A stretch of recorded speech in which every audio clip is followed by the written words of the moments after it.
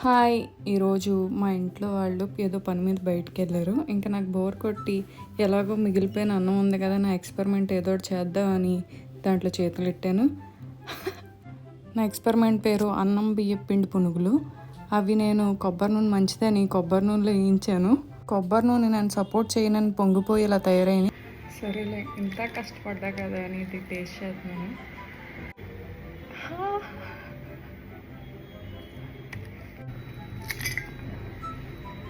అన్నీ ఎగురుతాయి.